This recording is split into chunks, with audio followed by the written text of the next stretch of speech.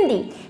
हमने आपके 10th standard के बायोलॉजी की जो सीरीज शुरू करी है उसमें अपन ने कुछ सिस्टम यानी कि कुछ लाइफ प्रोसेसेस जो है पढ़ लिए हैं। ठीक है, आई होप आप सभी को बहुत इंटरेस्ट आ रहा होगा, क्योंकि बायोलॉजी जो है एक बहुत ही इंटरेस्टिंग सब्जेक्ट है। इंटरेस्टिंग कैसे है? क्यों? क्योंकि इस चीज के अंदर या फिर इस फील्ड में अपन क्या करते हैं, खुद की एनाटॉमी फिजियोलॉजी के ऊपर स्टडी करते हैं, है ना। और हमारी एनाटॉमी फिजियोलॉजी के अलावा हम प्लांट्स, एनिमल्स जो हम अपने आसपास देखते हैं उन सभी की एनाटॉमी और फिजियोलॉजी का अपन क्या करते हैं, इसमें अध्ययन करते हैं। ठीक है, तो इसको और अपन क्या कर सकते हैं और इंटरेस्टिंग बना सकते हैं। अब वो इंटरेस्टिंग कैसे बनाएंगे? अपन अपने आसपास जितने भी जीवों को देखे, जितने भी ऑर्गेनिज्म आपको दिखे, उन ऑर्गेनिज्म को अगर अपन ऑब्जर्व करते हैं, ठीक है, उनका अवलोकन करते हैं, तब अपन विभिन्न प्रकार की गतिविधियों से कुछ न कुछ सीख जाते हैं। या फिर यूं कहें कि उनके आधार पर या फिर उनकी एक्टिविटीज के बेसिस पर हमको जो है कुछ क्लूज मिलते हैं जो कि हमारी स्टडी से रिलेटेड होते हैं। लेकिन होपफुली अपन क्या करते हैं, उन चीजों को इग्नोर कर देते हैं। लेकिन हमको ऐसा नहीं करना चाहिए। क्यों? क्योंकि वो भी हमारे इकोसिस्टम का एक पार्ट है ना। और हमारे इकोसिस्टम से जुड़े हुए हर पार्ट को अपन को समझना चाहिए, है ना। उनकी किस प्रकार से वो एक्टिविटी करते हैं, उनकी आदतें किस प्रकार की होती हैं, उनका नेचर कैसा होता है ना, किस प्रकार से वो कौन सी चीज के लिए कब रिस्पॉन्स करेंगे। जैसे कि आप लोग जानते हो कि कोई भी एनिमल जो है तब तक आपको हार्म नहीं पहुंचाएगा जब तक कि वो या तो उसको कोई मेंटली डिसऑर्डर होगा। ठीक है, अगर कोई मेंटल डिसऑर्डर है उस स्थिति में वो क्या कर सकता है, आपको हार्म पहुंचा सकता है। दूसरी जो सिचुएशन होती है वो कौन सी होती है, जब आपने उसको क्या किया हो, चीज किया हो, उसको जबरदस्ती आपने छेड़ा हो, है ना, तब वो क्या करेगा, आपको बाइट करेगा, आप जंप करेगा, है ना। ऐसी एक्टिविटीज उसके द्वारा हो सकती हैं। लेकिन नॉर्मली अगर अपन बात करें, आप भी चल रहे हो, एनिमल भी चल रहा है, तो वो आपको हार्म नहीं कर सकता है।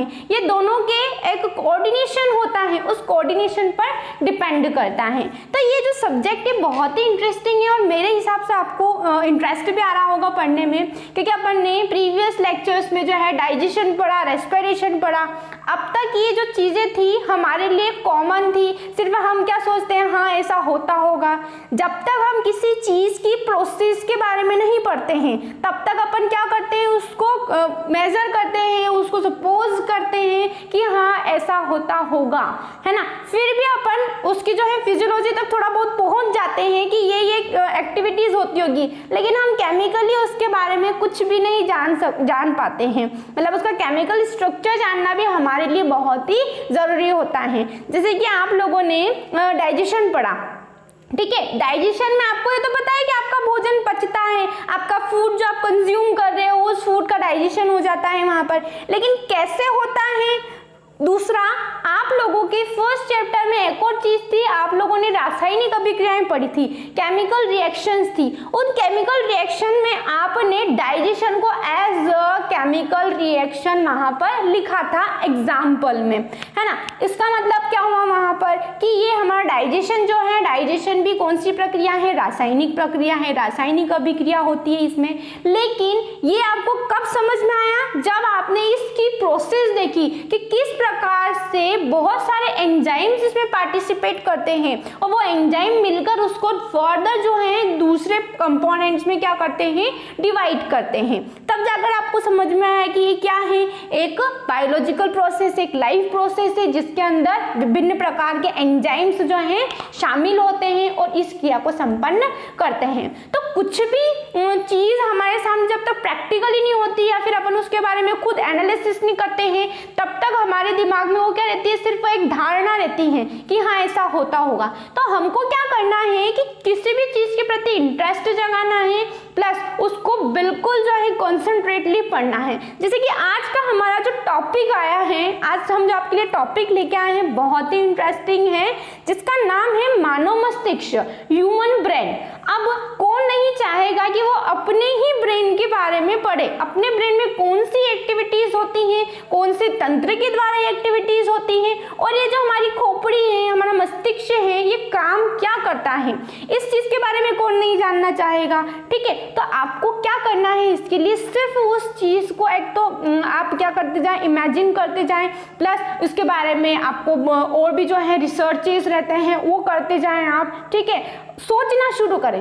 जब तक हम किसी चीज़ के बारे में सोचते नहीं है तब तक हमको उसका सॉल्यूशन नहीं मिलता है। और हम सोचेंगे कब, जब हम पढ़ाई करेंगे, ठीक है। बिना पढ़े तो हम कुछ सोच नहीं सकते हैं, बिना पढ़ाई के तो सिर्फ हम क्या सोचेंगे, फालतू बातें सोचते हैं, ठीक है। इसलिए जैसे जैसे हम सोचना शुरू करेंगे वैसे वैसे हमको उस सारे क्वेश्चंस के सॉल्यूशन मिलने लग जाते हैं। हमारे क्वेश्चंस के आंसर्स जो हैं सिर्फ हमारे पास हो सकते हैं, ठीक है। तो आपको क्या करना है, सोचना है। आप सोचोगे किसके द्वारा, आपके ब्रेन के द्वारा, और ब्रेन की एनाटॉमी ही हम कहाँ पर आज यहाँ पर पढ़ने वाले हैं। सो आज का हमारा टॉपिक है human brain. So let's start.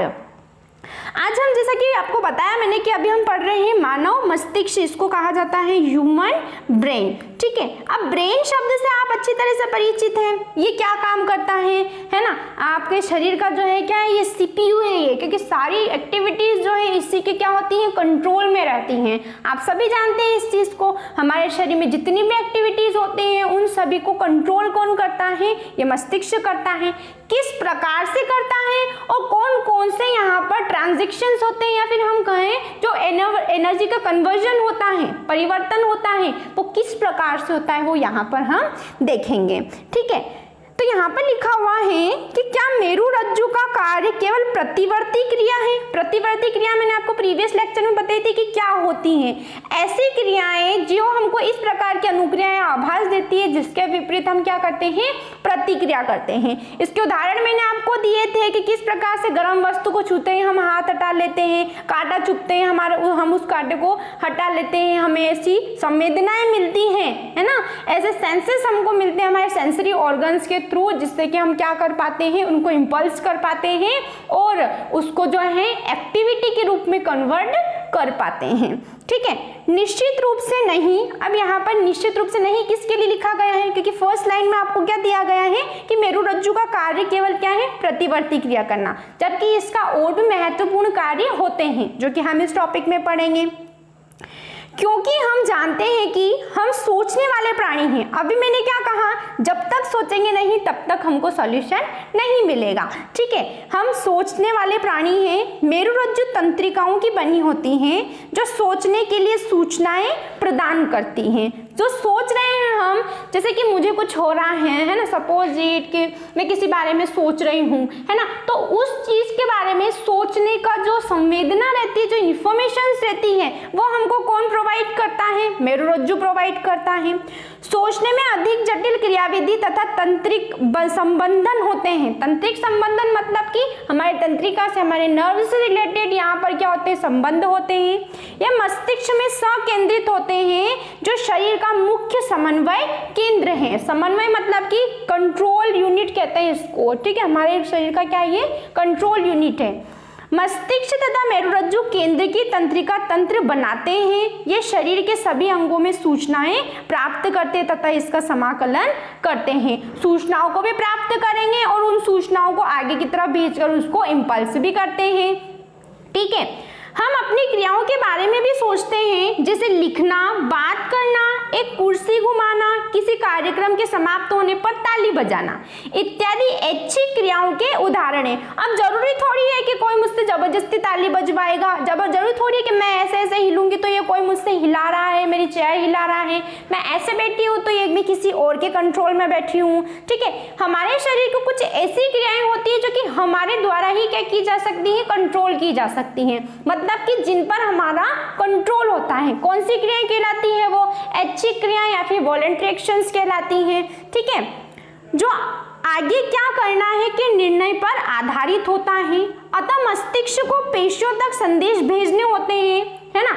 यहाँ दूसरा मार्ग है जिसमें तंत्रिका तंत्र पेशियों में संचार भेजता है। जब तक मसल्स में संचार नहीं होगा, सूचनाएं नहीं जाएगी, तब तक कार्य नहीं करेंगे। हमारी जो गति होती है वो गति कौन सी होती है, मस्क्यूलर मोशन होता है, मतलब कि पेशीय गति होती है। अगर इन पेशियों तक ही वो सूचनाएं नहीं जाएगी तो हम काम कैसे करेंगे। इसलिए महत्वपूर्ण है सबसे कि वो जो तंत्रिकाएं हैं वो आपकी मसल्स तक क्या भेजे, इस प्रकार की इंफॉर्मेशन भेजे और उनसे कार्य संपन्न कराएं। केंद्रीय तंत्रिका तंत्र तथा शरीर के अन्य भागों में संचार को परिधीय तंत्रिका तंत्र सुगमता प्रदान करता है।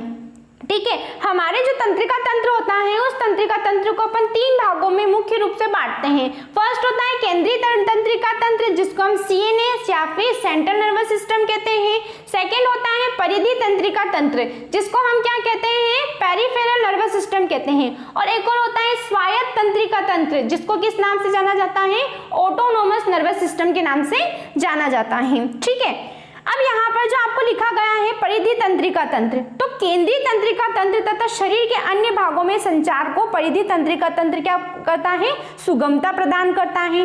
जो मस्तिष्क से निकलने वाली कपाल तंत्रिकाओं तथा मेरुरज्जु से निकलने वाली मेरु तंत्रिकाओं का बना रहता है। यहाँ पर आपको ध्यान रखना है कि ये परिधीय तंत्रिका तंत्र जो है किससे बनता है, एक तो मस्तिष्क से निकालने वाली कपाल तंत्रिकाओं जो क्रेनियल नर्व्स रहती है अपनी, ठीक है, कपाल तंत्रिकाएं, उन क्रेनियल नर्व्स की से और एक और मेरु तंत्रिकाओं से ये बना रहता है, मतलब कि स्पाइनल सेल से ये बना रहेगा। ठीक है, इस प्रकार मस्तिष्क हमें सोचने की अनुमति तथा सोचने पर आधारित क्रिया करने की अनुमति प्रदान करते हैं। जैसे जैसे आपको संभावना होगी, यह एक जटिल अभिकल्पना द्वारा मस्तिष्क के विभिन्न भागों से जो विभिन्न आगत तथा निर्गत सूचनाओं को समाकलित करने के लिए उत्तरदायी है, पूरा किया जाता है।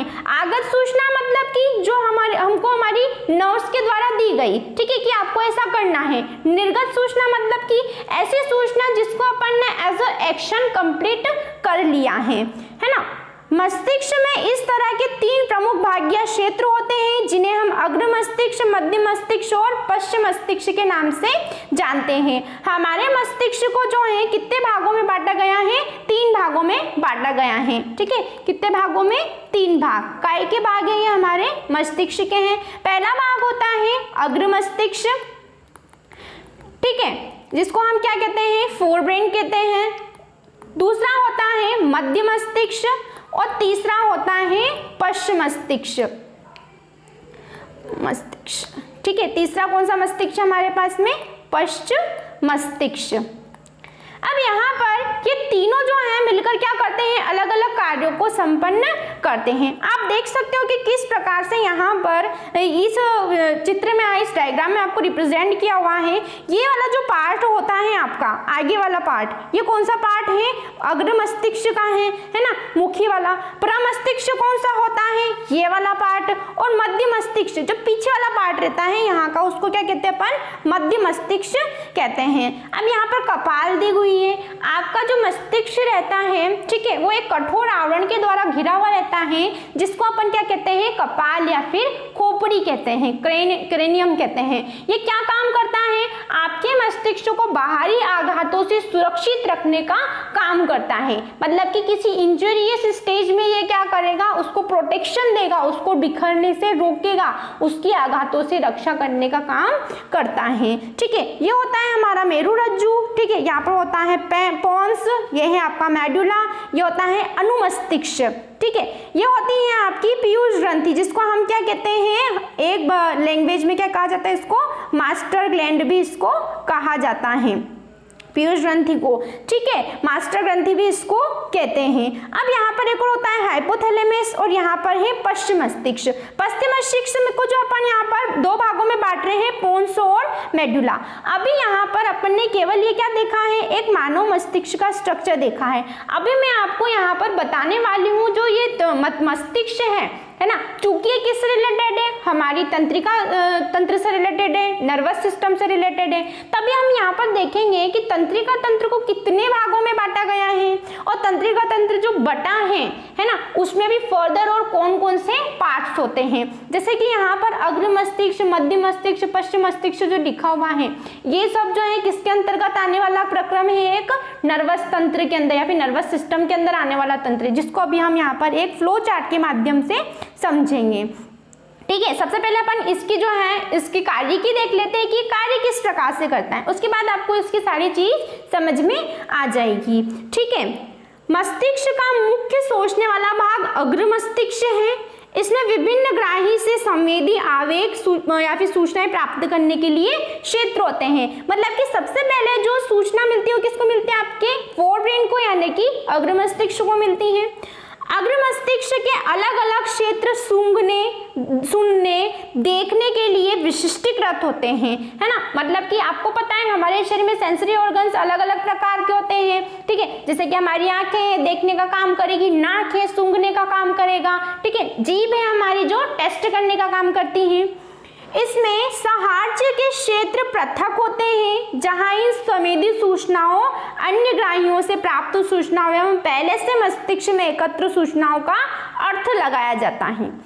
इस सब पर आधारित एक निर्णय लिया जाता है कि अनुक्रिया तथा सूचनाएं प्रेरक क्षेत्र तक कैसे पहुंचाई जाए, जो ऐच्छिक पेशी को गति को, जैसे हमारी टांग की पेशियां नियंत्रित करती हैं, ठीक है। मतलब कि जो सूचना उसको मिली है उस सूचना को वो आगे कैसे भेजे, इस चीज पर यहाँ पर जोर दिया गया है। हालांकि प्रकृति में कुछ संवेदन देखने और सुनने से अधिक जटिल हैं। जैसे कि हम कैसे पता करेंगे कि पर्याप्त भोजन हम खा चुके हैं, हमारा पेट पूरा भरा हुआ है। यह जानने के लिए एक भूख से संबंधित केंद्र होता है जो कहाँ पर पाया जाता है, अग्र मस्तिष्क के एक अलग भाग में पाया जाता है, ठीक है। मानव मस्तिष्क के नामांकित चित्र का अध्ययन जब अपन करते हैं तो अपन देखते हैं कि विभिन्न भागों में विशिष्ट कार्य होते हैं, है ना। अब विशिष्ट कार्य का अपन यहाँ पर क्या करते हैं, उन्हीं कार्यों के द्वारा अपन पता लगा सकते हैं कि कौन सा जो फैक्टर है, कौन सा जो अंग है वो कौन सा कार्य यहाँ पर संपन्न करता होगा। अभी मैं यहाँ पर एक नर्वस सिस्टम का आपको चार्ट, फ्लो चार्ट से आपको समझाऊंगी, तब आपको पूरा समझ में आ जाएगा कि कौन सा पार्ट जो है कौन सा काम करता है। अब यहाँ पर अपन देखते हैं प्रतिवर्त शब्द का दूसरा उपयोग भी करते हैं। जैसे कि हम प्रारंभ में चर्चा की थी कि जब किसी ऐसे खाद्य पदार्थ को देखते हैं जिसे हम पसंद करते हैं तो अनायास ही हमारे मुंह में पानी आने लगता है। जैसे पढ़ते पढ़ते आपके लिए आपके पेरेंट्स जो है खमन, इडली, इस प्रकार की कुछ अच्छी अच्छी डिशेस ला के रख देते हैं तो क्या होता है, हमारा माइंड डाइवर्ट होता है, हमारे मुंह में पानी आने लगता है ना। तो ये क्यों होता है?